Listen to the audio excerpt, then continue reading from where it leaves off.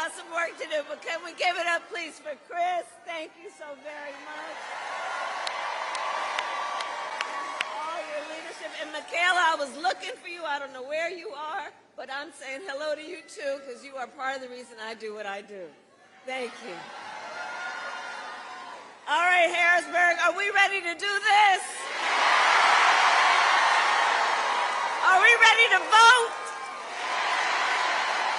Are we ready to win? Yes, you are right.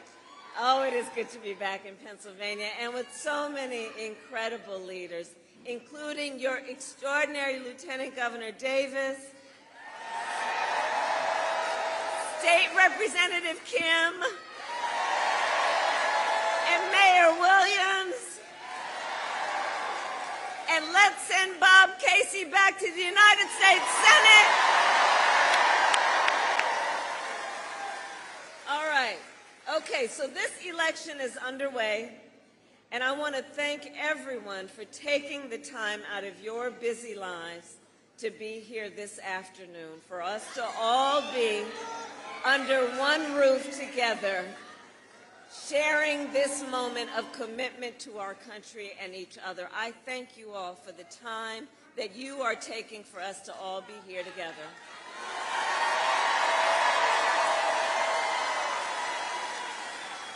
All right, so now is the time to remind our neighbors and our friends to make a plan to vote in person on Election Day, or to return your mail ballot.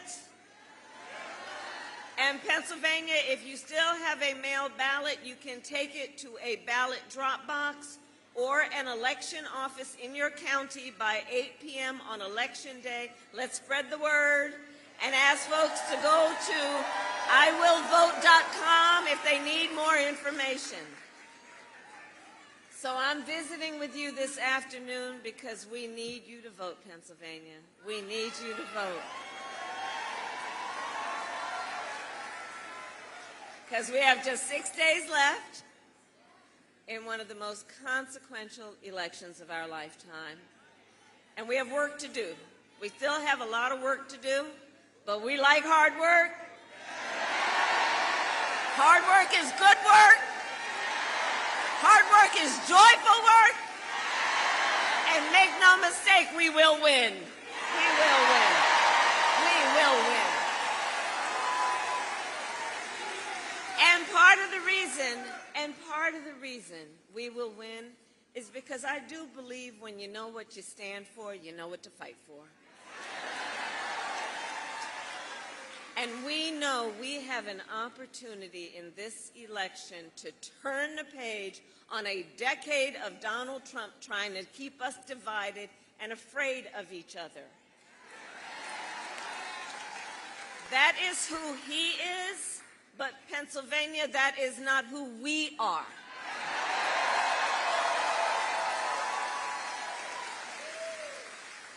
And I know plenty of folks are just exhausted with it all and know that it is time to stop pointing fingers and to start locking arms. It is time. It is time for a new generation of leadership in America.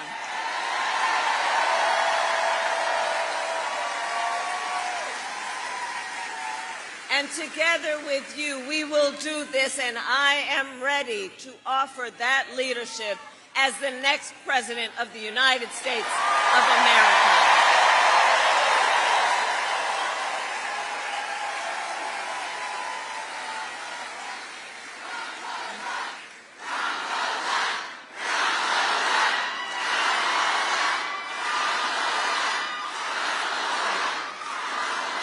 Thank you. And let me just say, Pennsylvania, you know my background. I am not afraid of tough fights.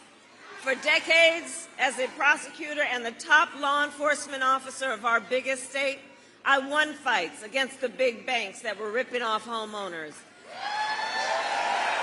against for-profit colleges that scammed veterans and students, against predators who abused women and children, and cartels that trafficked in guns, drugs, and human beings.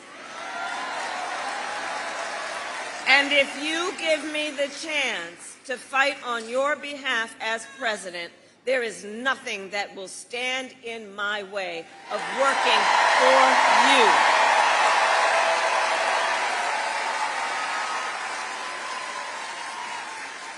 And look, we know who Donald Trump is, right? So this is someone who is not thinking about how to make your life better. This is someone who is unstable, obsessed with revenge, consumed with grievance, and out for unchecked power. And look, in less than 90 days, either he or I will be in the Oval Office.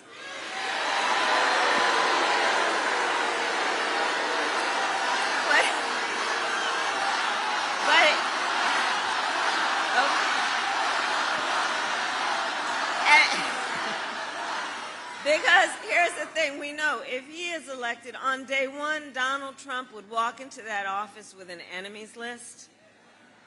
When I am elected, I will walk in with a to-do list.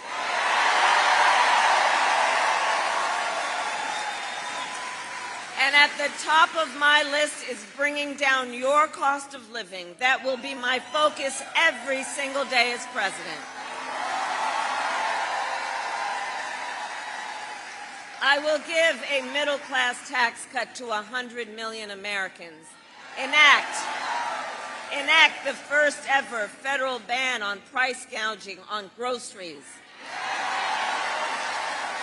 And fight to make sure that hardworking Americans can actually afford a place to live. If you are caring for an elderly parent, my plan will cover the cost of home care under Medicare. So seniors can get the help they need and the care they need to stay in their own homes. It's about dignity. It's about dignity. Which is why my plan will also lower the cost of child care.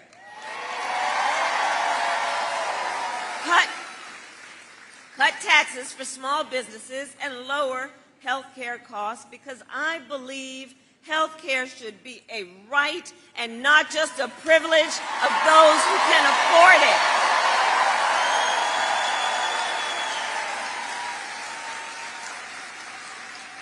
On the other hand, Donald Trump's answer to financial pressures is for you to face the same deal.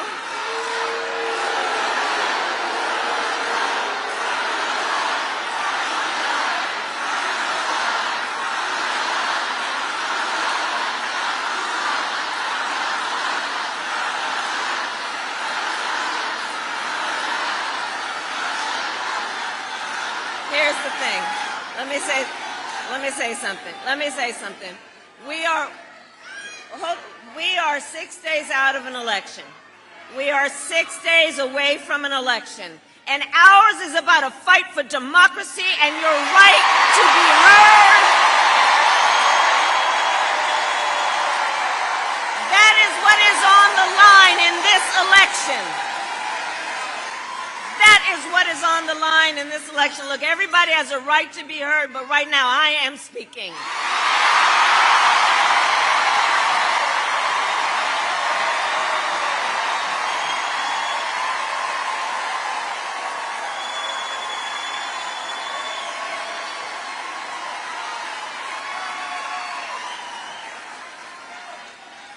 And one of the biggest issues that folks around the country want to talk about and hear is about how we are going to bring down the price of living for working people. And people know that Donald Trump's answer to the financial pressures that you face is the same as the last time, another $1 trillion tax cut for billionaires and big corporations. And this time, he will pay for it with a 20% national sales tax on everything you buy that is imported. Clothes, food, toys, cell phones. And a Trump sales tax would cost the average family nearly $4,000 more a year. These are some of the issues that are on the line in the next 6 days, and that's why we are here saying we will not stand for it. We stand for working people. We stand for middle-class growth and strength. We are here together because we know what's on the line. We know that Donald Trump will try, like he has so many times, to get rid of the Affordable Care Act, which would throw millions of Americans off of their health care and take us back to when insurance companies could deny people with pre-existing conditions. You remember what that was? Well, we are not going back. We are not going back.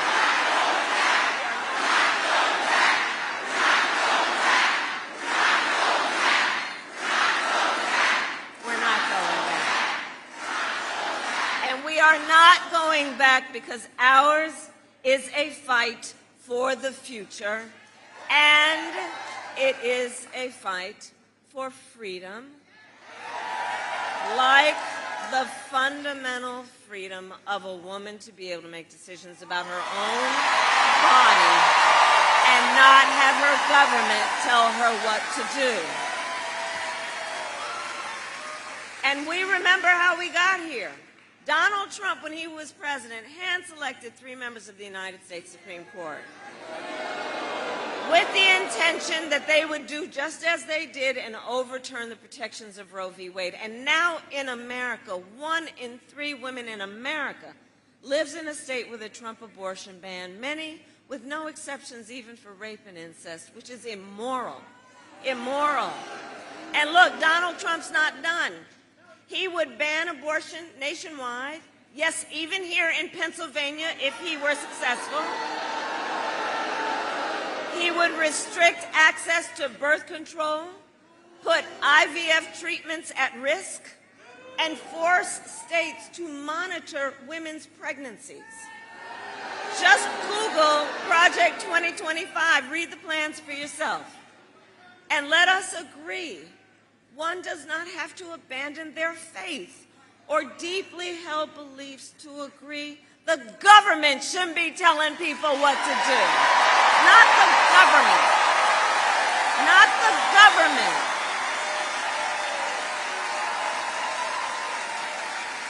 If she chooses, she will talk with her priest, her pastor, her rabbi, her imam, but not the government or Donald Trump telling people what to do. And I pledge to you, when Congress passes a bill to restore reproductive freedom, as President of the United States, I will proudly sign it into law. I will proudly sign it into law.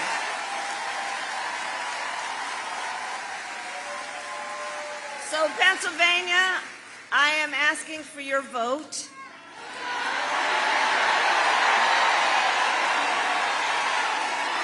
And here is my pledge to you. And here is my pledge to you.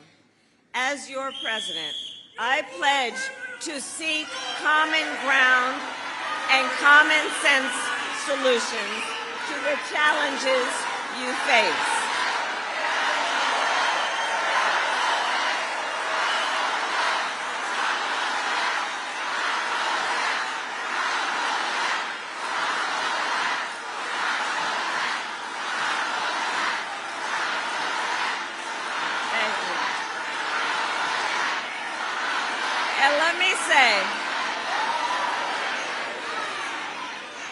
Look, I'll repeat it. We are fighting for a democracy. We love our democracy. It can be complicated at times, but it is the best system in the world.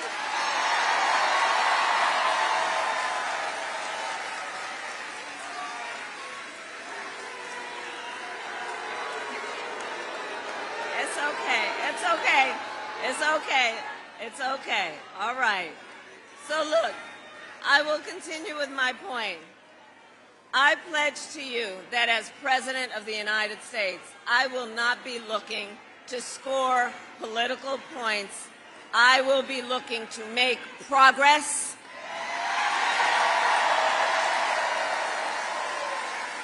And I pledge to listen to experts, to those who will be impacted by the decisions I make, and to the people who disagree with me.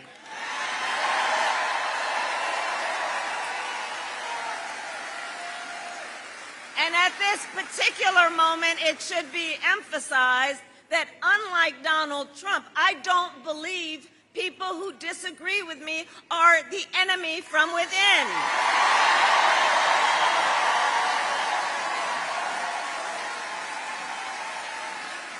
He wants to put them in jail. I'll give them a seat at the table.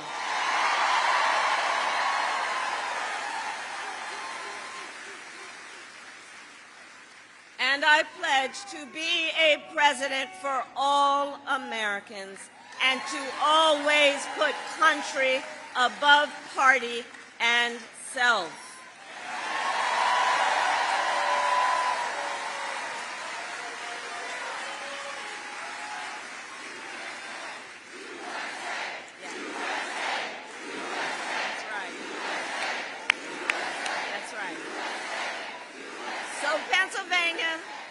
Look, it all comes down to this. We are all here together, and you have taken so much time out of your life to be here because we love our country. We love our country. And when you love something, you fight for it.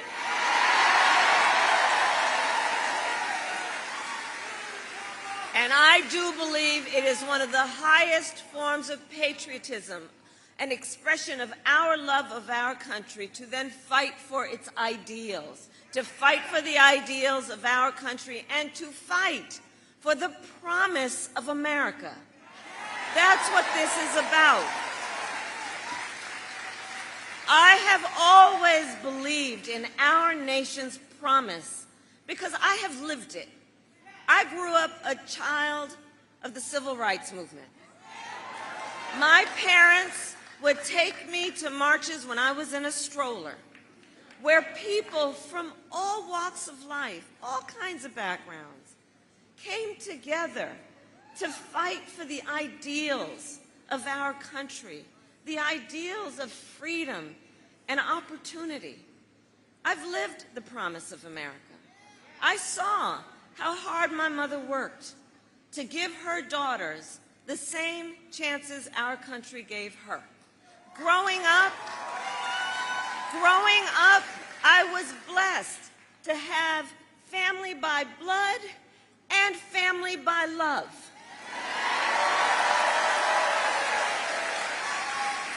Who instilled in me, like all of us, who instilled in me the values that have always defined our nation at its best, like the value of community, of compassion, and faith.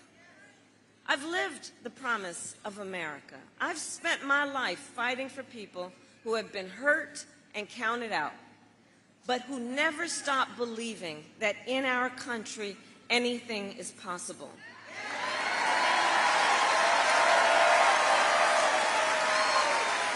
I've lived the promise of America, and I see the promise of America in this beautiful assembly of people, of you, who understand what is at stake and also what we have yet to do. That's what this is about. This is about our joy and our optimism, about what has yet to be done that we can do together as one community of people who love their country. And I see then the promise of America in, for example, the women who refuse to accept a future without reproductive freedom. I see it in the men who support them.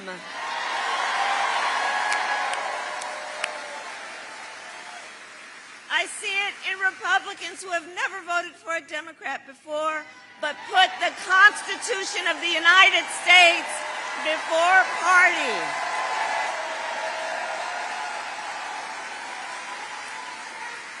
I see the promise of America in all the young leaders who I know are here right now voting for the first time. Let me see your hands, right?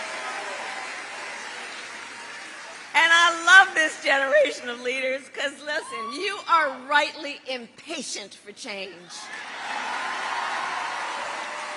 You who are determined to live free from gun violence, to tackle the climate crisis, and shape the world you inherit.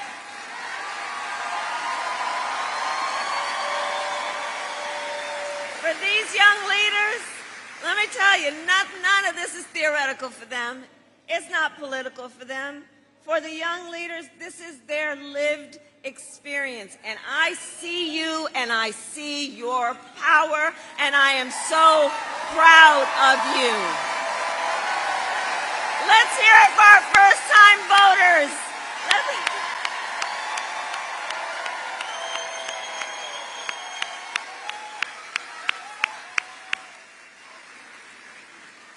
I see you. So Pennsylvania, we have 6 days to get this done. No one can sit on the sidelines. Let's spend the next 6 days so when we look back, we will know that we've done everything we could. It's time to knock on doors, time to text and call voters, time to reach out to family and friends and neighbors and classmates and coworkers. And please, in these next 6 days, let us be intentional about building community.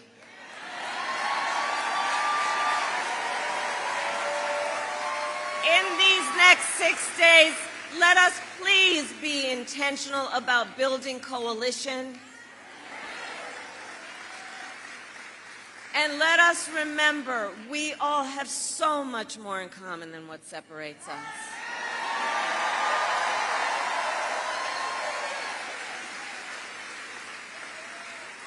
So remember, your vote is your voice, and your voice is your power. And I will end by asking you, Pennsylvania, are you ready to make your voices heard? Do we believe in freedom? Do we believe in opportunity? Do we believe in the promise of America? And are we ready to fight for it? And when we fight, we win. God bless you, and God bless the United States of America.